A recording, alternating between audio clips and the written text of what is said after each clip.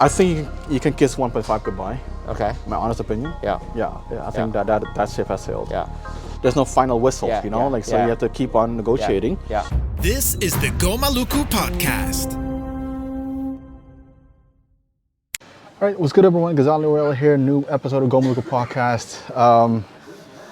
Well, it's not a COP28 debrief, but it's, in a way it is, but it's not like quickly after COP28. Sure. But I think still it's good to have like a reflection of the meeting itself, and also but primarily focusing on the next steps. What are the things that need to be done before the next substantive meeting in Bonn. Yeah. And definitely before we go to Azerbaijan, Baku. Yeah. I've already checked out the flights. Yeah, I mean, it's not a very, let's say, big city, for example, where it's easily accessible for a lot of us. I mean, at least from Europe, it's not so bad, but I know from other parts of the world, the way into Azerbaijan is very limited. Right. But it's a very, how do I put it, exotic destination for a climate change conference, let alone any international conference. So I'm kind of looking forward to it. You are? Always, different contexts. When COP happens, and there's always there's a venue and there's outside world. Right. And whether inside the venue is very much the same. If you look at the plenary hall, it's basically the same everywhere. Right. The COP goes. It's a circus. It's a traveling circus. Yeah. If you look at the COP plenary, you wouldn't know where the COP is being held. No. Because everything looks exactly the same. Right. But again, when you walk out at 11 o'clock and look at the life outside, that's when you start to see a little bit of like a feeling hours. I don't know. That's how I put it. Because when we were in Sharm and we got out, it was middle of nowhere. Right. And then you the journey back to the hotel is just staring out the window of deserts and ocean. If you can see it. Yeah, if you can see it. Because it's dark. Yeah, but in Dubai, it's you're going through a massive city with high rises and apartments. So it gives you a different kind of vibe. Right. But anyway, that's the future. Future COP in Azerbaijan. Right. Another oil and gas country. Right. Which is something that we can perhaps talk about. To what extent, COP being hosted by petrostates really affect how things go. But maybe this is just this will be a hypothetical discussion. But yeah, let's get back to the results. Right? Well, you had the targets or the position or goal, so to put it, so that you can measure at the end how close the decisions were to the goals that the indigenous peoples have set for themselves. Well, definitely, before you go to COP, you set out objectives and key results that you want to achieve. Yeah. And that depends for each work stream or negotiating stream for sure. Yeah. I think when it comes to the Article 6 and loss and damage was mostly done, but we'll talk about it in a little bit. Yeah. I think is getting it right, it's getting the right language in there in the right way, getting Indigenous people's participation in there. Yeah. Definitely this whole emerging Indigenous knowledge, traditional knowledge, local knowledge, trying to get that the right way in there so that it doesn't do us harm, so that it won't hurt us. Yeah. So I think that going into COP that's the main things actually. But tell me a little bit more about, getting indigenous people's rights into the right context. Can it be, because I think traditionally or in the past, we might have looked at the success of our advocacy by looking at, just the quantity of the indigenous people's rights in the text. Yeah. Right? The more the better. But is it how much your thoughts have changed? No, it's not. It's not. It's definitely not quantity, Yeah. absolutely not. Yeah. Like it's the quality of it, the context of it, the objective Yeah. of it. Yeah. So it hasn't changed a lot in terms of like how Yeah. I started to approach Yeah. negotiations in general, Yeah. definitely in the COP context. Yeah. So basically what I do is all right, so what's up on the table? Is there space Yeah. to expand? Does things need to be fine-tuned, sorry, outlined better? So Yeah. you look at that, but it's not like, all right, oh, they talk about participation in there, so like let's add the word indigenous in there. Because you look at the package, you look at the objective of that particular paragraph or the cluster. So and there were some occurrences at COP that I was like, all right, guys, I know there's indigenous knowledge in there in the text. However, zoom out. Yeah. Look at the objective of the paragraph, which is very detrimental to indigenous people's rights. Yeah.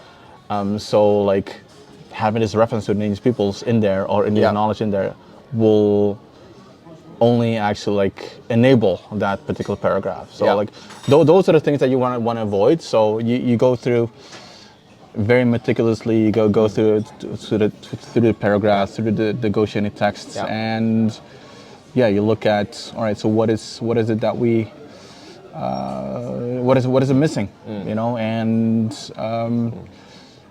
if they are doing something, for example, about projects and everything else, then all right, FPEG. Yeah. You know, then an alarm bell or like a light bulb Yeah. should go off, Yeah. right? Let's see if we can make any reference to FPIC or international standards. So FPIC, ideally, and at the minimum, international standards. Yeah. But I just want to kind of dig deeper. I know that we have some flows that to keep in line with. No, go ahead. But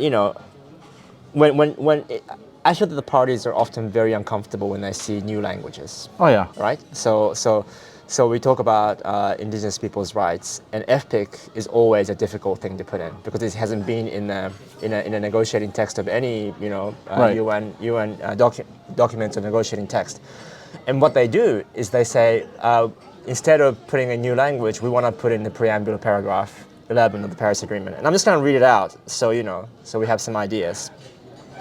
So in the Paris Agreement, there's a preamble paragraph which states that acknowledging that climate change is a common concern of humankind, parties should, when taking action to address climate change, respect, promote, and consider their respective obligations and human rights, the rights to health, the rights of Indigenous peoples, local communities, migrants, children, persons with disabilities, and peoples in vulnerable situations, and the right to development, as well as gender equality, empowerment of women, and intergenerational equity.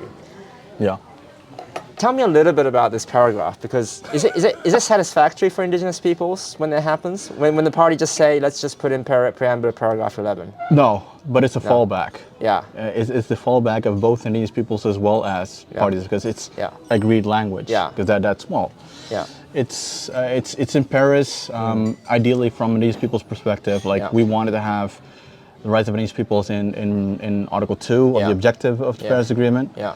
Obviously, for 99% of the Paris negotiations, it was in there, and then the 1%, the final percent, it got dropped, and then we got as a band-aid, we got a preamble paragraph, which is like a catch-all paragraph, because the whole is a list of groups, interest groups, and objectives. Yeah. Rights holders, you might say. Yeah. So there's a preamble paragraph of rights holders, and we got the platform instead. So the promise of Paris was, all right, we got it in the preamble, but like in the rule book, we're going to operationalize it.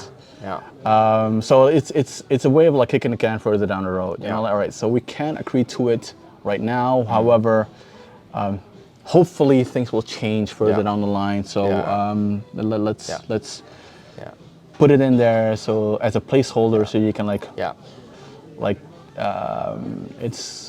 like in a refrigerator, right? You Yeah. know, like so whenever you're hungry, you know, you pull it out, you make something out of it, Yeah. and you put it in Article 6, you Yeah. put it in GGA, you Yeah. put it in agriculture, Yeah. like, so that's a little bit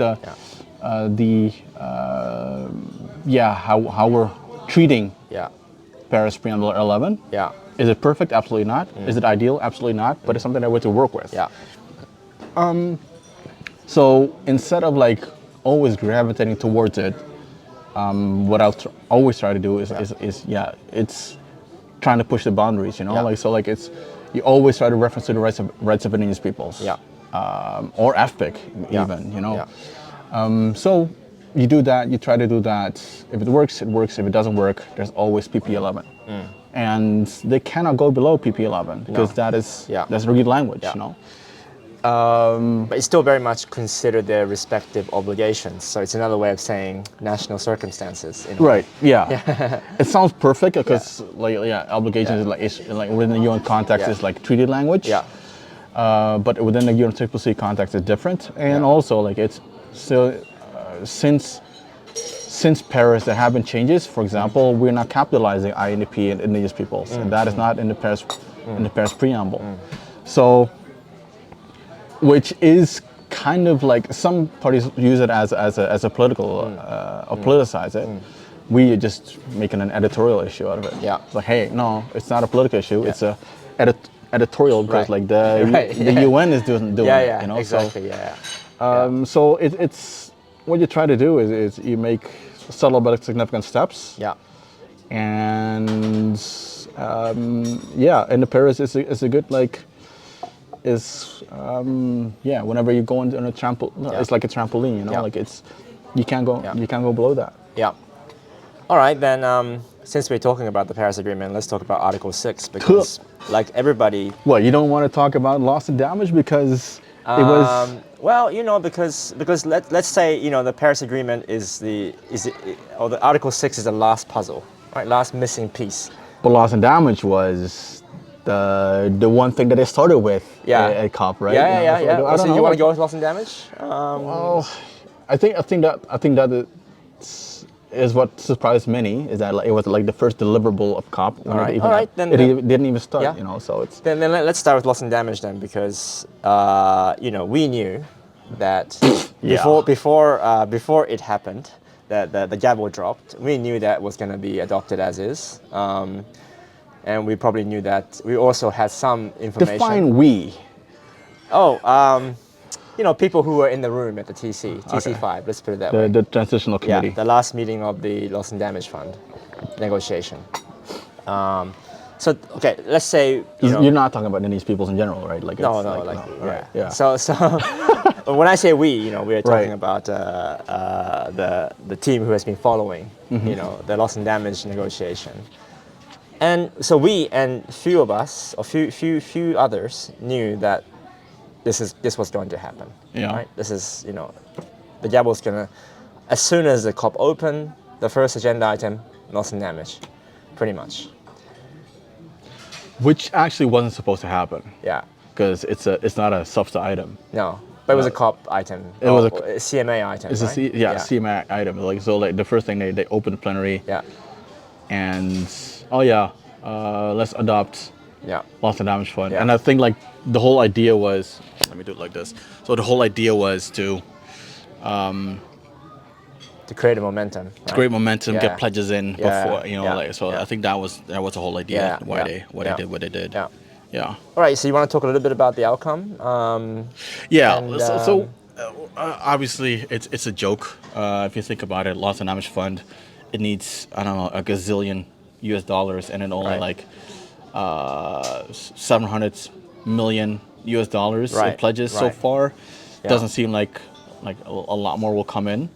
And, no, not at this point. No. And then there's the US was so funny. Like I can't remember what it was, like 17 million. Subject to Congress approval. Yeah. You know, some of these pledges. Yeah. So it's But I think the last edition, when the US was really trying to say, well, you know, the funds should not just come from developed countries, but also from diverse sources. Right. So it's not just as parties, but they are actually trying to which brings us back to like the final moments of the TC5 meeting, right. where the United States tried to provide some brackets, or not brackets, but some concerns, some reservations with a particular paragraph. In terms Well, they don't want it to be. They don't want it to give any understanding within the text that would oblige them to put the money in a fund, even though it's voluntary. Right. And then there's a footnote. Right. And still, like they were like, no, Right, we don't want right. it. We have a problem with that. Yeah. So 700 million is definitely not enough. However, if what people should know is that it's not an outcome of negotiations at COP. Right. It's been like a year-long negotiations. Yeah. Between members of the transitional committee, civil society, like and then these people had like a hard time. In a very savvy Getting in the corner of UNFCCC, happening in was it Egypt and Singapore? And Egypt, Singapore, and Abu Dhabi, Dominican Republic. Which makes it really hard for observers to follow. I mean, you need to have the resources. Yeah. But I think that should be a warning to Indigenous peoples as well. Is that and I think I raised that earlier on as well. Is that decisions are not being made anymore at SUBSTA and at COP. It's about definitely at COP is about dotting the I's and crossing the T's. Yeah. The bulk of the work is done intersessionally. So that's something that you need to be aware of. Yeah. Well, the thing that I'm from Indigenous people's point of view, like in terms of eligibility, is mostly developing countries. So Indigenous peoples in developed countries, you're fucked. Yeah. You know, like so you're out of everything. Yeah. So. But what was the key points for Indigenous peoples to consider looking at the decision text? Averting loss and damage, which is now like more part of Santiago Network. Right. And having a seat at the board. That's what Indigenous people wanted. Yeah. Eligibility, so that Indigenous people from all over the world, so not just developing countries, but also developed countries, are able to access the fund. Like a window or a sub fund for Indigenous people, something along those lines. But we got none of those. Yeah. I think like what I wanted to touch on is like people are focusing on the fund, but like we also need to look at the funding arrangements. Yeah. And that is something that you need to look at, and there are several paragraphs in the decision text that really need to be operationalized. So, for example, when it comes to loss and damage projects, activities, those there's a paragraph in there that allows the participation. Well, in that sense, that it needs to be in line with FPIC, human rights of Indigenous people. So, like, there's a lot of work that still needs to be done before this whole thing becomes operational. Obviously, the World Bank is the host of the fund, so that brings some challenges with it as well. So it's quite a number of things that we need to. Whilst the board hasn't met yet, what these people should be doing is, all right, go through all these paragraphs, provide a concept note, all right, how do we see it, and how can the board operationalize these particular paragraphs in a way that it respects the rights of Indigenous peoples and ensures the participation of Indigenous peoples. So that in a nutshell is something what I want to touch on when it comes to the loss and damage fund. So essentially, it's so there has to be a whole kind of mechanisms and processes that has to be established in order for funds to be funds are operationalized, but in order for the funds to be distributed in a way that has safeguards and other important requirements for Indigenous peoples. Right. Yeah. So the punchline is like we're not there yet. Right. Yeah. There's a fund. 700 million is an insult to a lot of people, definitely. Yeah. But like it's do not focus on that, but actually like also focus on what still needs to be happening. There is a decision text. And that needs to be operationalized. So that is something that I think that we as Indigenous people need to be focusing on. So it's not over yet. No, absolutely not over yet. Right. Yeah. All right. So that's the first thing that was adopted. quite earlier on. Yeah. And then the rest of the gangs, the Substa, SBI, and Observer gangs went to work on the first week. Right. And obviously, there were lots of agenda items. I mean, I feel like agenda items are expanding every year. But this year, the most important agenda items were, let's say, Global Stocktake and Article 6, and maybe global goal and adaptation and just transition. But let's talk Santiago was there as well. Santiago there, yeah. Yeah. But which one do you want to talk about next in the order of things? Yeah, like, I think definitely Article 6. All right. But I think like quickly on Santiago, it's they have the hosts right now. Yeah. Like so that's done. But in terms of like Santiago Network has an advisory board. Yeah. And these peoples have a seat on it. Yeah. So it's for these peoples definitely it's now similar to the loss and damage fund funding arrangements. Yeah. And these people now need to provide concept notes on like how to operationalize these particular 2 paragraphs into this Sharm el-Sheikh decision text that actually talks about operationalizing or ensuring that all the expertise, the advice that is in conjunction with the rights of Indigenous people, so that is respects the rights of Indigenous peoples. So I think that is something that we need to be doing. Well, why was it easier for Indigenous peoples to get a seat at the Santiago but not at the Loss and Damage Fund board? I think the short answer is there's no money involved. Okay. Yeah. I think that's the short answer. The longer answer is that, well, IPs are much more affiliated to averting loss and damage. Yeah. Instead of like paying for loss and damages. Yeah. You know, so it's. I think that is why it was. Yeah, it could be that is why it was easier. I wouldn't say that it was easy. That was a fight as well. Right. So it's always less harder than easier. Yeah. Exactly. Yeah. So there's a seat on the fund. So some might be interested in it, and some people might not be interested in it because there's no funding involved. Yeah. Or like there's no money involved. Yeah. So that is also like something when it comes to like close out the whole loss and damage package. That's what Santiago achieved so far as well. Yeah. All right, then we can move on to Article 6. I just said earlier that Article 6 is one of the last open agenda items, so to say, of the Paris Agreement. Everything else, like NDCs and Enhanced Transparency Framework, they all kind of concluded their work, and now they've been operationalized according to schedule. But Article 6, right? Well, is a key piece of. It's the final. Puzzle. Final piece of the puzzle of the Paris rulebook. Without which, I guess 1.5 is not possible according to the framer of the agreement.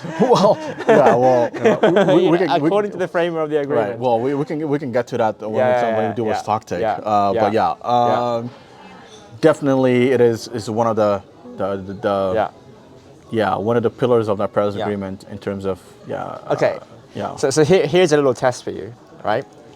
So over the last, let's say 5 or 6 years, we're trying to understand what Article 6 really is about. Right. Right. There are 3 key paragraphs in there that has its own kind of work stream for Article 6. So Ghazali, I'm going to test you. All right. Explain to us in a very simple way Article 6 of the Paris Agreement. Right. So first of all, Article 6 is about how countries can help each other in terms of reducing carbon emissions. Right. That is the idea. Yeah. So if that is the framework, the premise, then like the objective, then you have like 3 ways to get to it. So international cooperation, what's it called, Article 6, and they have 3 ways to do it. Yeah. One is like bilaterally helping countries helping each other achieving their NDCs. With a carbon credit mechanism. So that's 6.2. Another way is countries helping each other in terms of generating credits and sustainable development projects. And the outcomes of those are both projects as well as 6.4 emission reductions, which are their credits. Yeah. So that's number 2. Yeah. And then the third one Yeah. is a non-market approach. Yeah. So 1 and 2 are market approaches. Yeah. So 6.2 and 6.4 are market approaches. Yeah. 6.8 is a non-market approach. Yeah. And that is actually as the purest form of international cooperation. It's like, all right, how can the two of us, how can I share my information with you or my knowledge with you so that we can help each other reduce our carbon emissions? Yeah. So that is 6.2, 6.4, and 6.8, and that is in general an explanation of that. I might also add that 6.4 establishes a market where not just the countries but also the companies and other entities can also engage in. Right. With the under the supervision of the UN mechanism. Right. Right. So I think that gives us a little bit of leeway into 6.4 discussion, which I think we have been following the longest out of the three. Right. Because it is important that UN establishes a market that is transparent and that is highly. It's a bit vague to say highly robust because oftentimes it's a word that gets thrown around, but a lot of people don't seem to understand it. So what does for example, a robust carbon mechanism mean for indigenous peoples? What does it mean to? What would be a vision for that? Well, there are two thoughts when it comes to this Article 6 thing. Yeah. One is that it's a false solution. Right. Like for a lot of for some of these people see it as a false solution. Yeah. It's not actually reducing carbon emissions. It is actually just shoving around credits. Yeah. And also it's a dangerous one as well. Yeah. So that's one school of thought. Yeah. There's another school of thought which is like, all right, carbon emissions, carbon markets. Yeah. And these people have lands or have land rights and everything else. Yeah. We want to participate in it. Yeah. So like the two schools of thought. Yeah. So in the middle of it is us, actually, at the international level, which is regardless of if you're pro or against, there needs to be like human rights safeguards in there. That the rights of indigenous peoples are always protected. Yeah. That indigenous peoples can participate. That there's a obligation for example, on a 6.4 for project developers to continuously seek consultations or consent from indigenous peoples concerned, and that there's a grievance mechanism at the back end of it. So those are the three things that we focus on when it comes to this market mechanism. Again, regardless if you want to participate in or if you're 100% against it. But so removal is basically a word used in the Paris Agreement. Well, not the Paris Agreement. The word used in carbon markets to describe how countries can reduce emission by removing carbon dioxide from the atmosphere. And there are several ways to do that. The two ways, which has been discussed quite often in the negotiation, is nature-based removal, which is like forests and oceans and what already exists in the nature, which allows carbon to be absorbed and reintroduces oxygen in the atmosphere. And the second is a tech-based removal, which is using technologies to capture carbon and store it for a certain period of time. But they still don't have a definition for this because the guideline is not adopted. Mm-hmm. But so the role of the supervisory body right now is to understand and issue a guidance to the countries and companies that want to participate in the carbon market for removal. What counts as a removal activity, right? And how the removal should be implemented or should be operationalized in different contexts. And in Sharm, this particular piece of guidance was rejected, and it was sent back to the supervisory body, which was drafting this work, to keep working on it until Dubai. So this is a context. Mm-hmm. And then, of course, there are many other work streams within a supervisory body that has to be done at this COP, including sustainable development tools, which are tools or what you might say a standard, a project standard, which the supervisory body expect in relation to sustainability, namely sustainable development goals, so to say. It has to be in line with sustainable development agenda at the UN. And then there's also about the discussions around appeals and grievance mechanism. So these three things are the main task, so to say, which was given to the supervisory body for consideration at this COP. So this is like a little background information. So you can talk a little bit about how that process went over the years. Did it, Well, yeah. Yeah. Let me start with the punchline. Is that there's a deja vu. Yeah. So because the supervisory body had already the task to come up with the definition about removals. Yeah. And then provide a report on recommendation on removals. Yeah. Before they went to COP27 in Egypt. Yeah. In Egypt, it became evident that it's not good enough to indigenous people, civil society, and member states. And they said, you know what? Take another year and do it over again. Yeah. So I think what parties are now seeing is that, as what indigenous people have been saying all along, is that it's one thing to send it back, but what are the instructions? Yeah. And we said send it back with with a recommendation to provide high integrity recommendations. Yeah. What we got was is a stakeholder input process, and they said it's fine with that. Yeah. Well, actually, now you see because that it wasn't, because it's not good enough. Yeah. So now, an outcome of Dubai is that it's now being sent back. Yeah.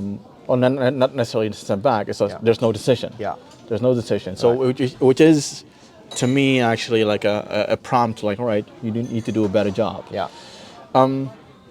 So the entire year, the supervisory body has been meeting, and this, like I said, under loss and damage. A lot of decisions are being made outside of bond meeting. And the COP. Yeah.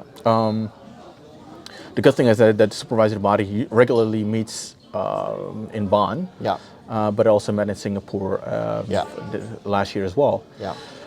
So there's a lot of work going back and forth, but so there's two things that the supervisory body need to do for COP. Yeah. Which is provide recommendations on methodologies and one on removals. Yeah. So for these people, it's like, hold on, removals.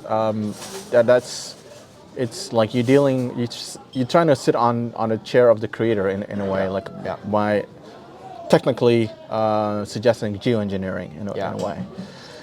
So there needs to be proper guidelines in terms of making sure that whenever you do implement these technologies on the lands of territories of these peoples, that there's human rights safeguards involved. Yeah. So we've been working on that for the entire year and doing input because of that what came out of Egypt. Yeah.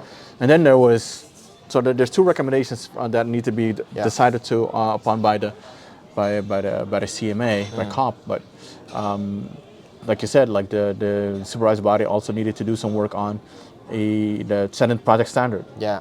If we do go to do this project, what is the checklist? Yeah. And that's for these people. It's super important that is one of the items on the checklist is you respect the rights of Indigenous people, or you ensure participation of Indigenous peoples.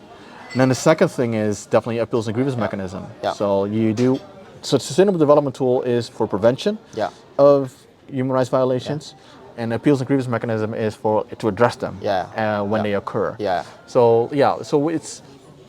We've been working on that to provide input and mostly virtually submissions. Yeah. And now we get another year to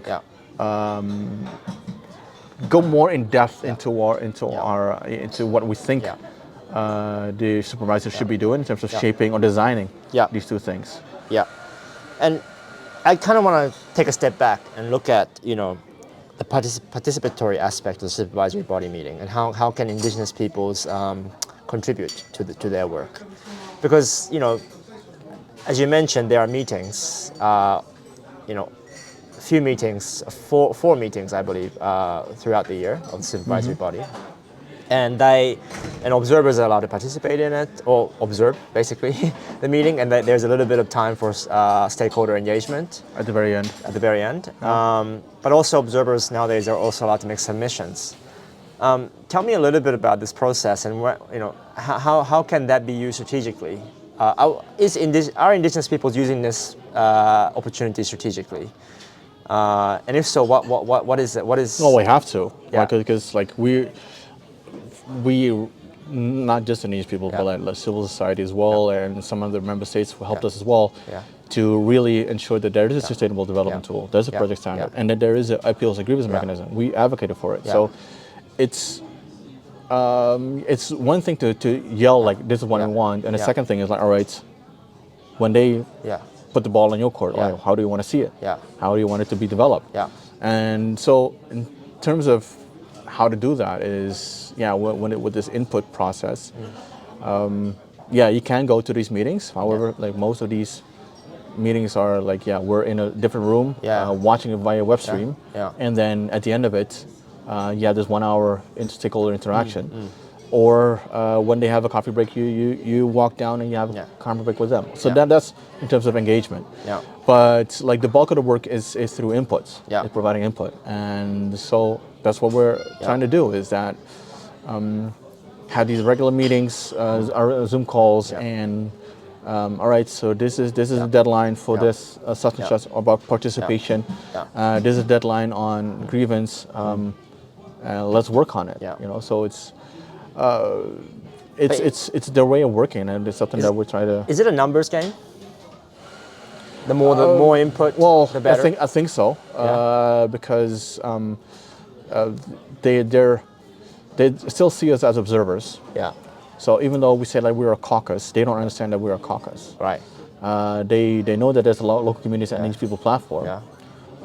So that is like that's seen as an authority in a way, whereas the caucus is the authority. When it comes to these peoples and at the climate context. So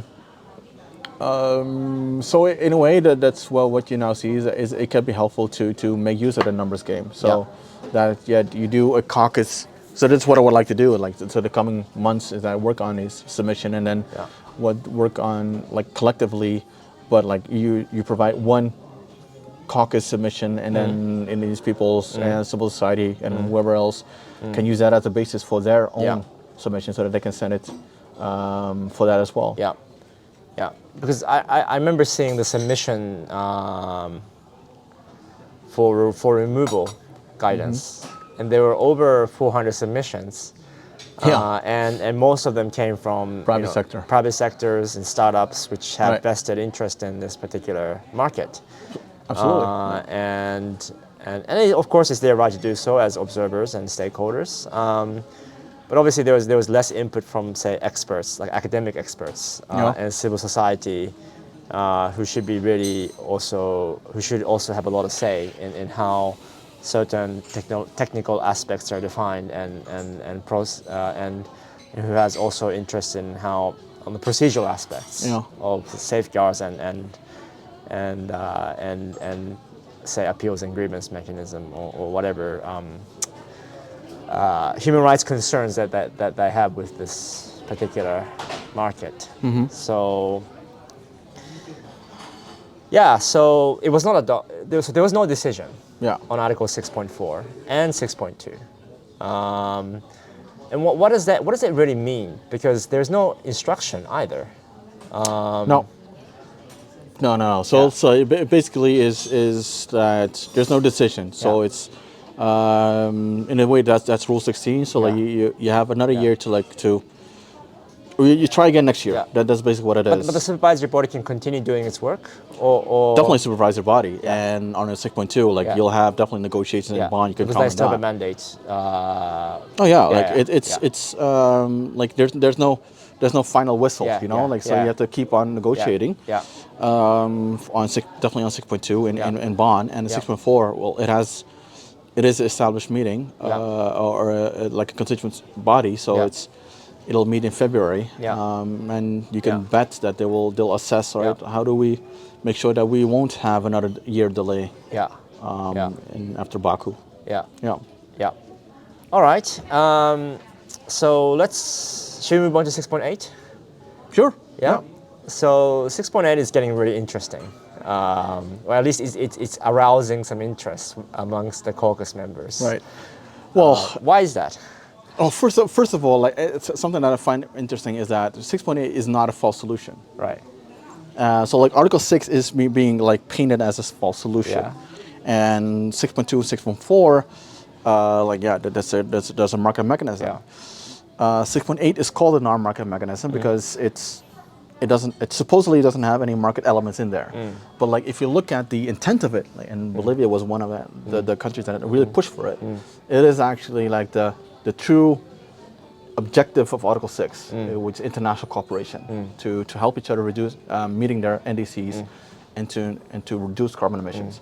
So I think the interest in there is that is there's no market involved, and it is a way for these people to showcase how their lifestyles, their cultures, and everything else. Like basically, what we've been asking for and screaming at the COP for years, like listen to us and everything else. Well, we got the platform, but that doesn't really that doesn't get enough interest from parties. Right. 6.8 is actually a part of this whole Paris rule book, Paris Agreement. Yeah. So 6.8 is a way for Indigenous peoples, and I think that's why there's an interest. Yeah. Is when you talk about, for example, the just transition that Indigenous peoples are envisioning, you can bring it under 6.8. All your ideas on what you've been doing in terms of like reducing carbon emissions, you can bring it under 6.8. Yeah. You know, so that's why I think like it's super interesting for Indigenous peoples, more Indigenous peoples right now to like this light bulb moment, like so that's what 6.8 is. Yeah. Yeah. I mean, I overall I think 6.8 has received less attention compared to 6.2, 6.4 market mechanism. Absolutely, yeah. And perhaps the same reason with the loss and damage in Santiago, in the sense that there's no money, There's not a lot of money in involved. a no-market approach. It's the whole idea is not putting price on things, not putting price on carbon or trees or hydroelectric generation, and let alone not trade with that assumption. So let's say, well, Article 6.8 has been still kind of at its infancy in terms of trying to understand what it exactly is. Well, first they're trying to figure out what a non-market approach is. Right. You know, so that's what like you have these meetings and these workshops, spin-off groups, trying to figure out, well, what is a non-market approach. So I think that is already a win for Indigenous peoples in Dubai. It's not as tangible as funding on the loss and damage, whatever.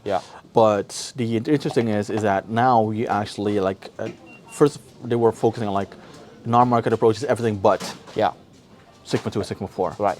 Now these people like showing actually like hold on, like no, this is what a non-market approach can be. So like so like them focusing on one definition of it, you have like two. You know, so like it's you have this Glasgow committee that's working on it.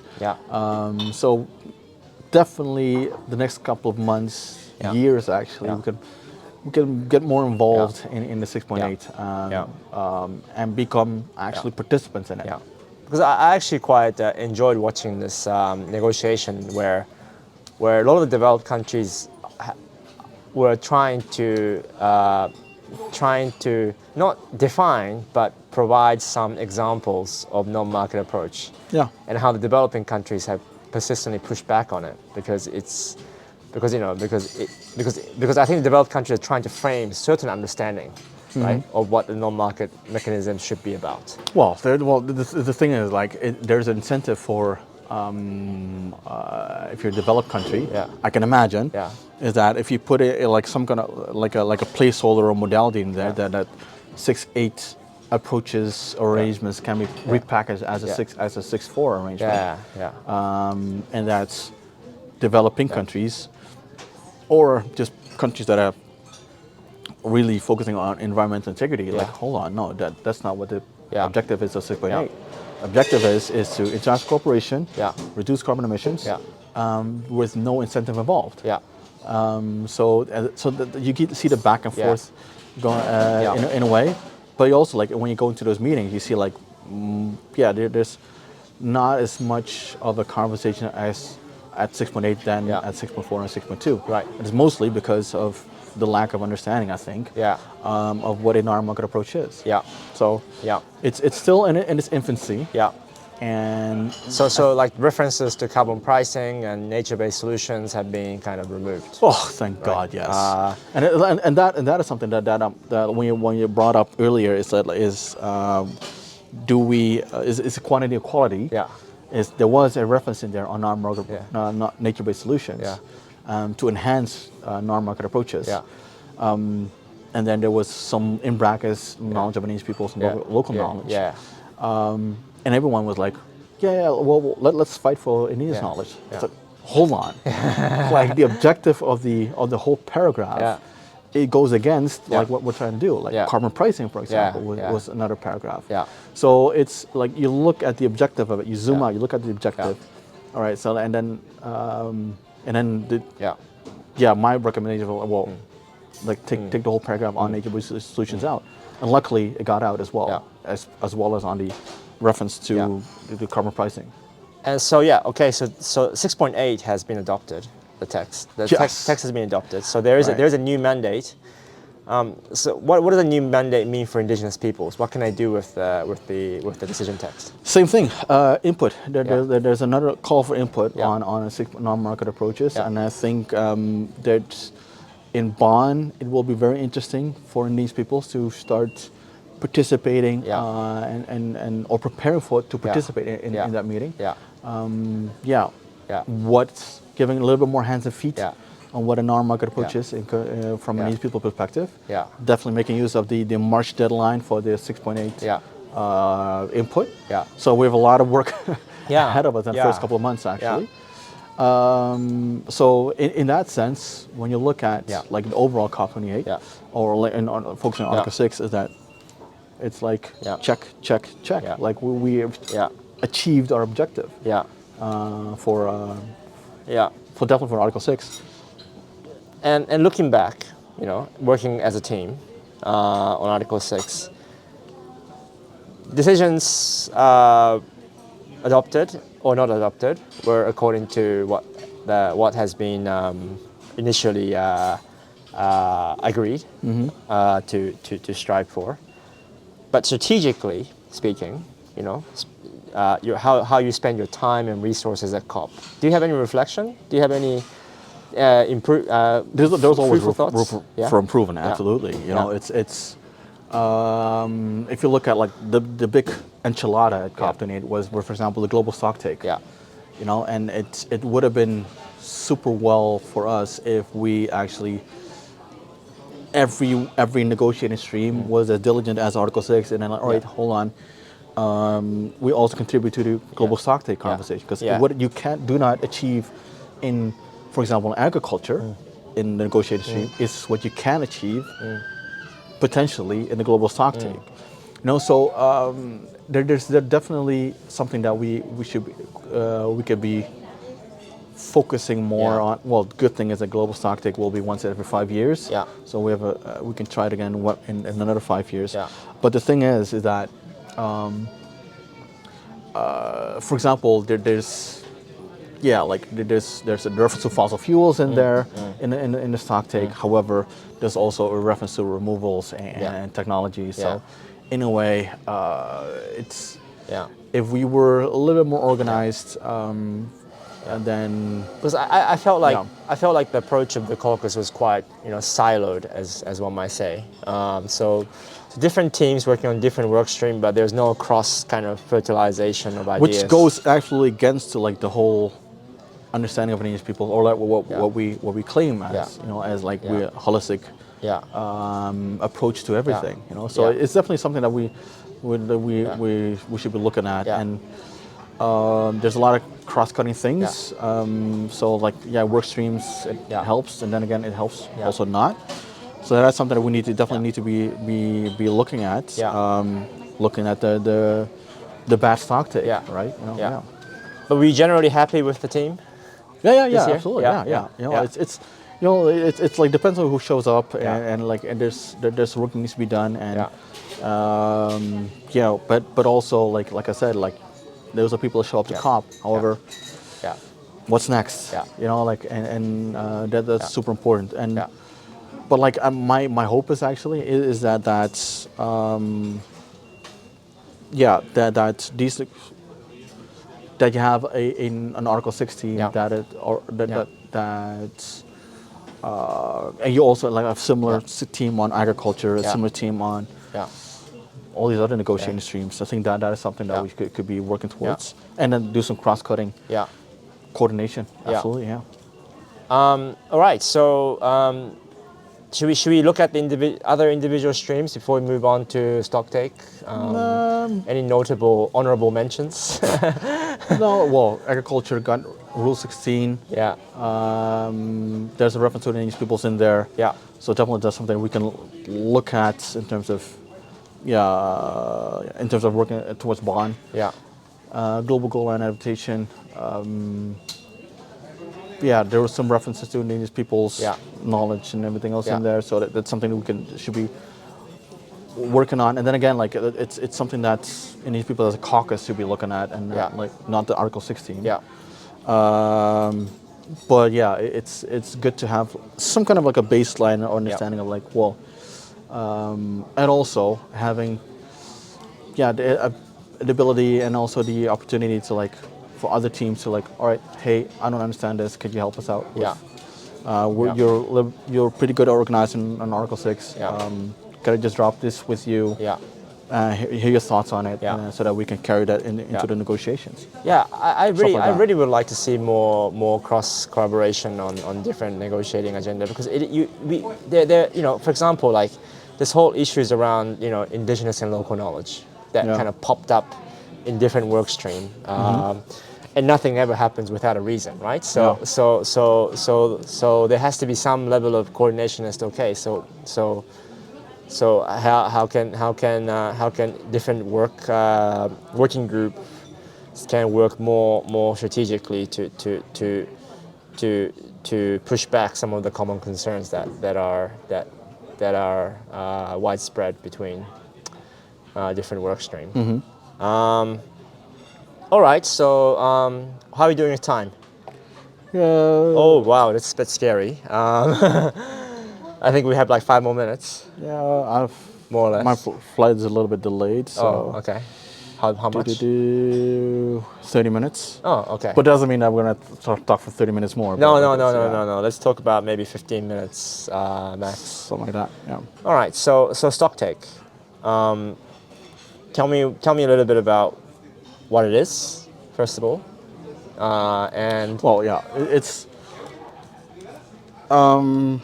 first of all, like super focused on Article 6 that we could not focus Yeah, on Article 6 yeah, as well, on yeah, stocktake as well. yeah. But like in my understanding is that stocktake is like, all right, how far have we come yeah, to implement or to get the goals of Paris? Yeah. You know, and so let's take a stock of every negotiating stream and every aspect, Yeah. and let's make a package yeah, of, all right, this is what we need to do to meet to be able to take a good stock in 5 years time. Yeah. So like Article 6 is not Article 6 is in there. International cooperation. Yeah. Again, Yeah. so like the Yeah. objective is Yeah. international cooperation. Yeah. Agriculture is in there. Loss and damage in there as damage, well. yeah. So like it's like a medley Yeah. of everything. So then tell us, where are we in relation to Paris Agreement? Where are the humanity at? Where is the humanity at? Well, Yeah. well, it's. I think the challenge is that that also as well is a negotiation. So it's not a honest, holistic That's right. appreciation of like, all right, so where are we? No, it's Yeah. a negotiation. Yeah. So in the sense, in the basis, it's already Yeah. like flawed. Yeah. You know, like Yeah, it's so you get the lowest common denominator. Yeah. And obviously AOSIS. But let's say from overseas indigenous work. people's perspective, right? All the promises of Paris, including 1.5 and even the preamble paragraph about considering the respective obligations on different rights holders and you know and loss and damage and adaptation. Where do you think if Indigenous peoples had a stock take? If Indigenous peoples had a stock take in terms of how we did, Yeah, how you did and how you know how well no in terms of what the parties have done. oh right, Yeah. Yeah. like, right. So I think you can kiss 1.5 goodbye. Okay. My honest opinion. Yeah. Yeah. I think that ship has sailed. Yeah.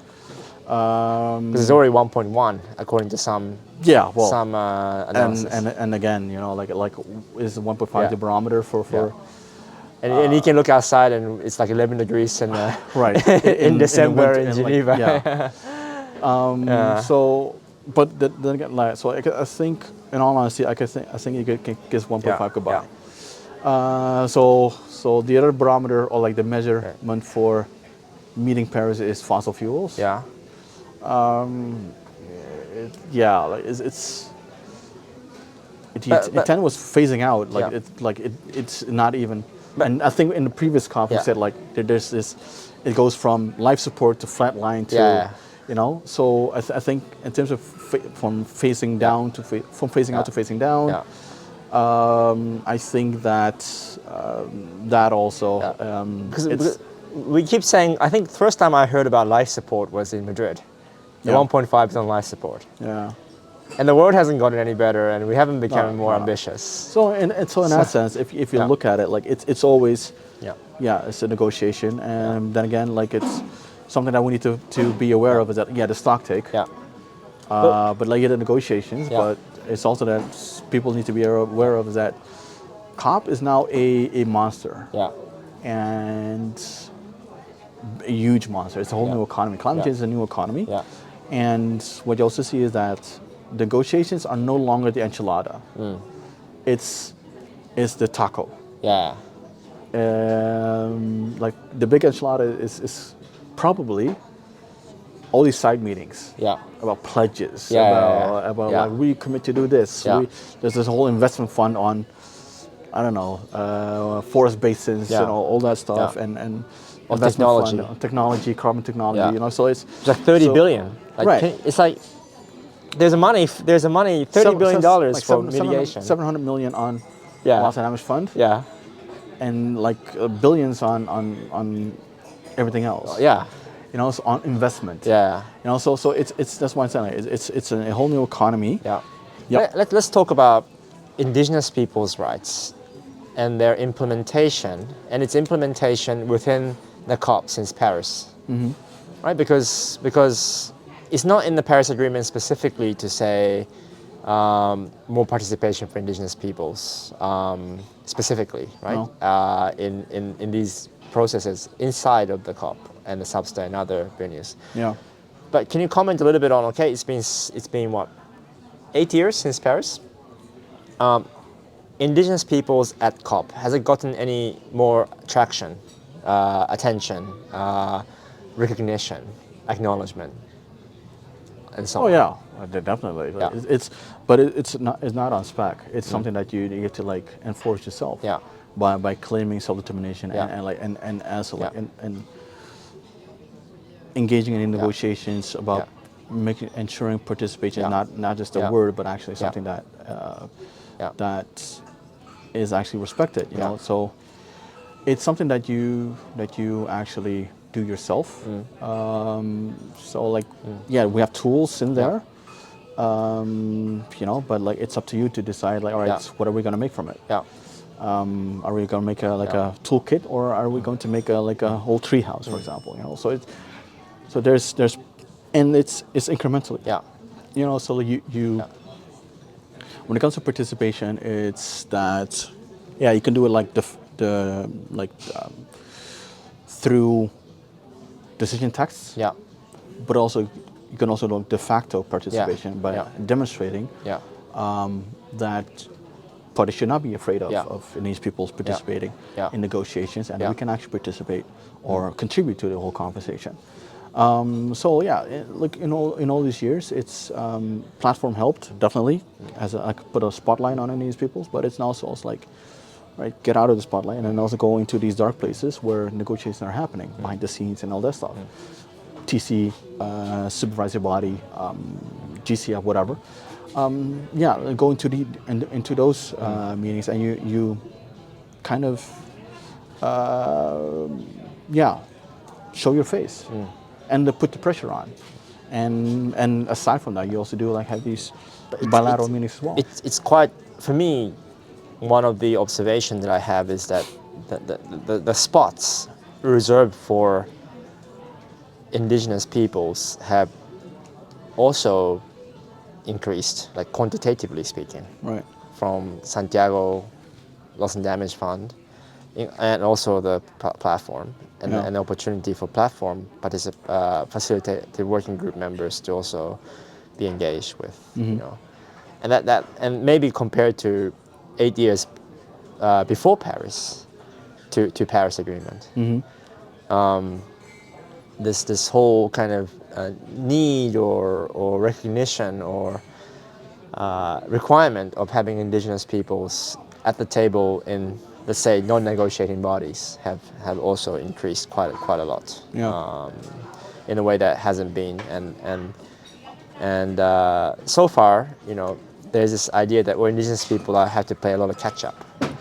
So you know, so in the next 12 months until Baku, where, you know, Indigenous peoples and civil societies alike are given the opportunity to work one more year on Article 6 and work with Article 6.8 and Yeah. work with future guidelines for loss and damage and work with Santiago Network. What are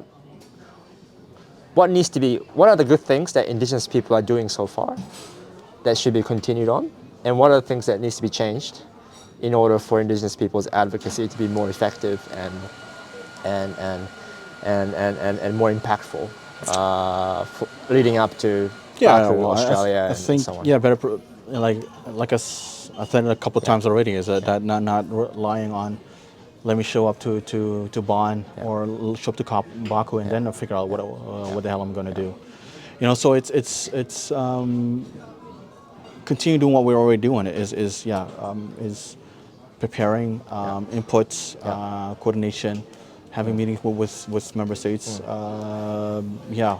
Between now and Bonn, and between Bonn and COP. You know, so it's having a little bit more touch points with each other, but also with parties. So that's something that we should be continuing. And yeah, you know, like that's something that I'm very much looking forward to. You know, so like we're elevating. Yeah. It's increasing. Incremental approach is increasing. So that's definitely like something that we're looking forward to, that I'm looking forward to doing. Yeah. One more question. All right. So everybody's talking about Baku, but actually more people are talking about Brazil. Yeah. And some people are talking about what happens after Brazil. Australia. So like, we always talk about 1 year at a time, but what's your long-term view? What should Indigenous peoples and other civil society advocates be thinking? Yeah. Into further future, right? Where things need to be prepared. Right. Quite. Yeah, strategically I think a multi-year plan would be super helpful, or like Yeah. not plan, but like an idea. Yeah. Like, so this is what we want to achieve in Australia, because maybe something that you want to do for AOCs or for laws or for Pacific Small Island developing states, or that's also beneficial for them as well as Indigenous people. So if you put that as a mark on your horizon, you can like have like the next two COPs or the next 2 years actually you start preparing for that, so that instead of, which I think is much better, if you instead of dropping a hammer on parties in Baku on. For example, like rights of Indigenous peoples. Like, you know, we want to have a strong decision on rights of Indigenous peoples, for example, that goes beyond PP11. Yeah. Well, like, first of all, like, I don't think Baku is the right COP presidency to do it. Yeah. Maybe Brazil. Yeah. But you can definitely work between now and Brazil. But you also know that Australia is coming up. Yeah. So if you want to have something substantial in Australia, Yeah. it might be an idea to start working on it, like, and subtly but significantly. Yeah. Create some seeds. Yeah. Within the next 2 COPs actually to so that you can get something out of Australia, and who knows what the next COP will be All right. after Australia. Yeah. So yeah. Cool. I think we covered the. Yeah, I think that's what's ground. next. Yeah. Yeah. Yeah. Yeah. Absolutely. And we are now at the airport in Geneva. And Right. Yeah. Right. Someone's heading out for New Year, and someone is not. So. Right. Yeah. Right. All right. Nope. That's it. Yeah. Happy New Year, everyone. Happy New Year. Yeah. My friends, I hope you enjoyed this. Please consider to subscribe, to comment, and to share this video on your socials.